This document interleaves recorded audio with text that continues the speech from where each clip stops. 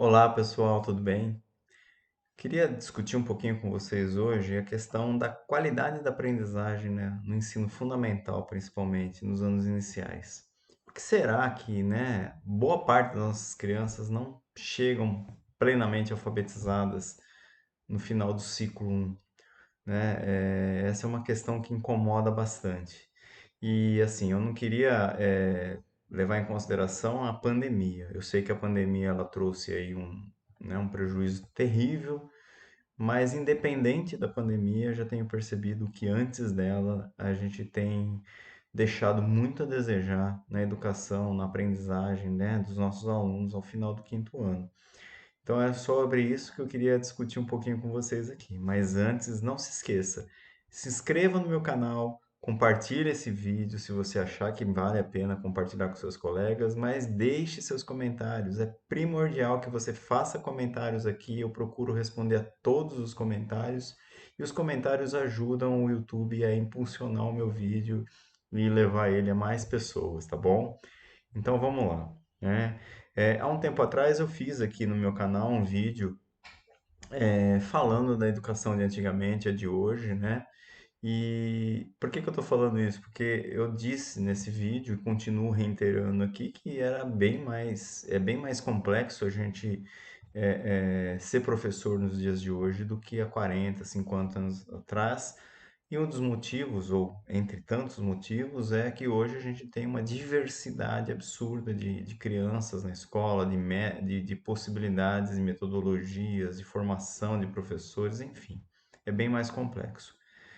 Porém, eu quero fazer uma ressalva aqui e dizer o seguinte: é, não é porque é mais complexo nos dias de hoje que a gente pode simplesmente apagar o passado, né? Então, se a gente for parar para pensar um pouco, né, crianças que estavam na escola, né, na época que eu estava na escola, nos anos 70, por exemplo, havia uma certa cobrança da escola em relação à nossa aprendizagem que era muito fortemente executada, né? E eu não vejo isso hoje. E, de repente, esse pode ser um dos motivos que está nos impedindo de ensinar efetivamente o que a gente precisa ensinar. Esses dias conversando aqui em casa com minha esposa, ela, também eu, né, na quarta série, à época, tinha que ler um livro por bimestre da coleção Vagalume, por exemplo. Por que que eu estou falando isso? Hoje em dia não é incomum, né, a gente encontrar e conversar com professores que reclamam sistematicamente, né, de alguns materiais didáticos colocados nas redes, do tamanho dos textos. Né? Ah, imagina, eu vou trazer esse texto para o meu quinto ano aqui, esse texto tem 2 páginas. Não dá, a criança não consegue ler tudo isso. A hora que ela chega no fim da primeira, ela já esqueceu o começo. Coisas desse tipo que eu fico pensando, né? O que está acontecendo, afinal de contas? Porque, veja, será que as crianças de hoje são menos inteligentes do que nós éramos quando estávamos na escola? Então, veja, eu não estou comparando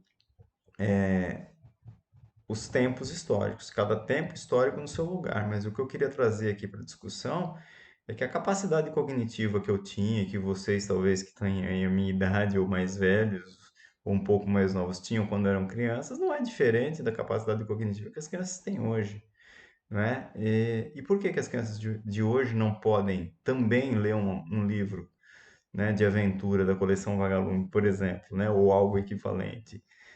E aí isso começa a me fazer pensar algumas coisas, né, que a gente pode estar errando no processo de ensino e aprendizagem dessas crianças. Então, veja, claro que a relação com as famílias é importante, né, mas né, as famílias que se dedicam mais se preocupam mais com as crianças na escola, geralmente essas crianças têm um desempenho um pouco melhor, isso a gente sabe. Mas assim, o passado escolar, e isso eu não vou negar, ele era excludente, eram poucas escolas, né, que eram poucas pessoas que tinham acesso à escola, e tal. Então, enfim, eu não vou tudo que eu disse naquele vídeo lá, se alguém quiser ver, eu reitero, mas essas questões são importantes. As crianças faziam cálculos matemáticos, sabiam tabuada, né, na terceira série, na época. E hoje a criança não consegue fazer esse tipo de cálculo mental. E eu não sei, posso estar enganado, mas eu penso que um dos motivos é porque a gente não está sabendo ensinar. Porque, veja, e aí eu estou descartando aqui da conta toda a inclusão que a gente tem hoje, todas as crianças com deficiências, dificuldades de aprendizagem. Estou falando daquele aluno que, em tese, é um aluno normal, tá? Normal entre aspas, né? Que ninguém é normal, né? Mas, enfim. Então, eu acho que assim, a gente precisa pensar um pouco nesse aluno, o que que nós estamos fazendo?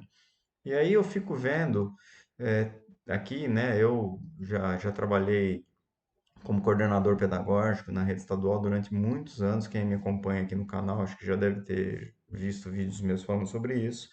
E já não é de hoje, gente, né? Por isso que eu falei que a pandemia, sim, ela merece, sim, um destaque. Mas eu não estou falando aqui de questões relacionadas à defasagem provocada pela pandemia. Eu estou falando de antes da pandemia. Eu trabalhava em escolas e eu ouvia professores dizendo assim: olha, eu não vou dar esse material aqui para esse aluno porque ele não tem condição de acompanhar. Eu cheguei a ver uma escola que eu cheguei novo na coordenação, quando eu fui me inteirar das coisas, tinha professor trabalhando o livro de um ano anterior na série. Isso significa, o menino era da terceira série, ele estava trabalhando o livro da segunda, né? E o argumento era que eles não tinham capacidade de acompanhar a terceira, né? E aí a pergunta que vem na cabeça na hora é a seguinte, viu? Mas eles não estão aqui desde a primeira série? Né? Então, assim, o que que vocês fizeram na primeira série? Se agora ele está né, na segunda ainda, mas era para estar na terceira, no conteúdo. Então, assim, algumas questões, e esse daí eu retrato num outro vídeo que eu tenho no meu canal, que chama Síndrome de Gabriela, né? Se vocês quiserem entrar no canal e procurar esse vídeo, eu falo um pouco dessa Síndrome de Gabriela, que é aquele descaso, geralmente, em lugares periféricos, né? Que se supõe que as crianças não têm capacidade de aprender. Mas eu não estou falando só desses lugares, eu estou falando de qualquer lugar, né? Com exceção de crianças que têm um aporte externo à escola, né? Então, quando a gente olha quais são as crianças que obtiveram sucesso no processo de escolarização, e aí eu faço um parênteses, o que que é que eu entendo por um sucesso no final dos anos iniciais, por exemplo, lá no quinto ano? Uma criança que saia com uma competência leitora adequada, que saia com uma capacidade de escrita, e de cálculo, e de raciocínio lógico e de conhecimento histórico e científico, né, de acordo com os conteúdos que foram trabalhados, minimamente bem trabalhados. Uma criança de 10 anos, mais ou menos, né, que sai dessa faixa etária e que a gente sente com ela e consiga conversar sobre diversos aspectos das ciências humanas e das tecnologias aí, da história da humanidade, enfim, que foram colocadas por isso, e que ela articule as palavras e consiga conversar com você. Ah, Wagner, você fica louco, essa criança não existe. Existe, existe. E talvez muitos de vocês aí que são professores e que estão me ouvindo, seus filhos sejam essa criança. E aí vem a pergunta, por que que os seus filhos conseguem e os alunos não conseguem, né? Então, como é que a escola está tratando isso? E aí eu trago um outro aspecto, né? Eu fico pensando, a escola corrobora muitas vezes, eu vi isso durante a minha prática, já conversei muito com os professores sobre isso, inclusive aconteceu comigo isso, de que a escola corrobora para que os alunos tenham preguiça de pensar, né? E como assim preguiça de pensar? Os alunos têm preguiça de pensar à medida que nós, professores, apresentamos uma atividade para eles e não damos o tempo necessário para que eles resolvam aquela atividade e na sequência já entregamos a resposta, né? Se você começa a fazer isso sistematicamente, gente, qualquer um de nós faria o mesmo que os alunos fazem, eles ficariam sem fazer nada, esperando a resposta na lousa, né? E aí você vai numa sala de quarto ano, por exemplo, você pede o caderno do menino, o caderno está lá lotado de coisa. Não tem mais, já é o terceiro, quarto caderno naquele ano lá, de tanto que o menino escreve. Só que aí você conversa com ele, pede para ele ler, pergunta qualquer coisa que está escrito no caderno, não faz ideia do que está escrito, do que ele falou para você. Tem criança que não entende a própria letra, muitas inclusive, né? E aí isso me leva a pensar, viu, o que que adianta aquele volume de coisa copiada no caderno?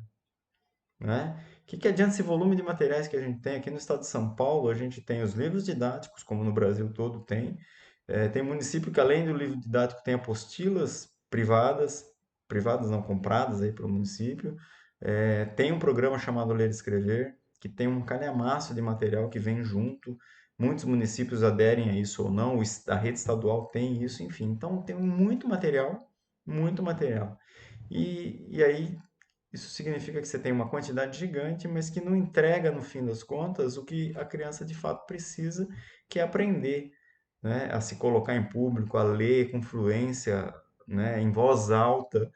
Veja, né, nós tínhamos que ler em voz alta, uma metodologia bastante questionável, que eu não vou entrar nesse detalhe aqui, que eu tenho até trauma disso. Mas é possível hoje a gente permitir que essas crianças leiam em voz alta para aprender a ler, fazendo coisas que elas gostam, fazendo teatro falado, fazendo seminários, feiras, né? Enfim. Então, assim, eu fico pensando se a gente não está errando a mão nesse sentido. É muita quantidade, mas qual a qualidade, né? Os professores reclamam, né? Voltando, reclamam de textos que são longos. Poxa, não vou entregar esse texto aqui porque ele é muito comprido, né? Então eu pego e lá, ou eu mesmo faço um resumo, então eu excluo aquele texto, trago um texto menor. Então a ideia não é trazer vários textos simples que não precisam de muito pensamento intelectual para resolver ou para entender. E sim, trabalhar sim o texto complexo até que eles entendam. Fazer as crianças lerem muito, todos os dias, escreverem, produzirem textos todos os dias, fazer a correção desses textos todos os dias, fazer se pensar em questões de problematização lógico-matemática, e nessas habilidades a gente envolve os conteúdos das outras disciplinas, né? O professor do primeiro ao quinto ano, ele é um professor por natureza que deveria ser interdisciplinar, quer ele queira, quer ele não queira, né? Mas infelizmente tem muitas vezes professores que não dão aula interdisciplinar, né? Enfim, estou caminhando para o fim só para a gente pensar um pouco. Será que a gente não está protegendo demais essas crianças, se preocupando demais? Não vou forçar, não vou. Será que não era bom trazer um pouco, né, daquela cobrança que a gente tinha no passado, né, nessa necessidade de estudo, de fornecer, de exigir?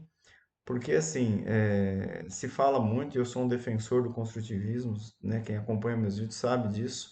Mas uma coisa eu vou dizer, construtivismo, primeiro, ele é uma ideia, ele é uma concepção, ele não é um método propriamente dito. E, como qualquer coisa que a gente vai fazer na vida, se não tiver organização, se não tiver regramento, se não tiver disciplina, não vai funcionar. Então, a aula precisa ter disciplina. E quando eu falo disciplina, não é aquela coisa de um atrás do outro general, que se mexer sem se respirar, como acontecia comigo na escola. Mas disciplina é organização. Basicamente é isso. As crianças estão lá sabendo o que elas têm que fazer, se preocupando em fazer o que elas têm que fazer. Eu vejo escolas que têm, por exemplo, parques, né? E que as professoras, principalmente, não levam as crianças no parque. No máximo, às vezes, um primeiro ano aí que vai para o parque nas escolas de ensino fundamental, aí você vai conversar com as professoras e fala, não, Wagner, não dá tempo, é muito material, é muito conteúdo. Se eu levar no parque a criança, né, eu vou perder tempo. E eu fico me pensando, gente, de verdade, que tanto tempo é esse que a gente está usando, né, com as nossas crianças e que no fim das contas não está ensinando, né? Então, eu acho que a gente precisa começar a pensar parar de pensar em quantidade e pensar em qualidade, né? Caderno cheio não significa aprendizagem, tá certo? De repente, uma atividade exaustiva onde as meninas, as criançadas, ela tá saindo fumaça pela cabeça de tanto pensar para resolver um problema. Depois de resolver esse problema, um parque é maravilhoso para elas poderem se desestressar, se recompor. Qualquer um de nós é assim. Escreva, faça uma prova de concurso, qualquer coisa que você tem que fazer aí que exige muito do seu pensamento. A hora que você termina, você quer o quê, gente? Você quer um café, você quer comer alguma coisa, quer bater papo, você quer sentir alívio. E as crianças não são diferentes. Isso ajuda o cérebro a pensar melhor, isso ajuda a criança a entender como é que funciona o sistema de aprendizagem dela. Então, acho que a gente precisa ensinar as crianças aprenderem melhor, né? A terem responsabilidade de estudo também. A escola não tem jeito, ela ensina muita coisa. E quando a gente fala de crianças que não têm a possibilidade de acesso a bens materiais e culturais fora da escola, de novo eu volto a insistir, nós na escola somos praticamente, né, a única esperança que essas crianças têm de alcançar uma aprendizagem para além do que a sua própria família tem condições de lidar, né, do ponto de vista cultural, do ponto de vista da língua, do raciocínio lógico e tudo mais. Tá certo? Então, eu acho que era isso que eu queria trazer, né, para ver, porque assim, a gente, né, tanta preocupação com o tempo e no fim, será que a gente não está perdendo tempo? Perdendo tempo com tanta coisa que não leva a nada, né? Fica aí a reflexão para vocês, tá bom?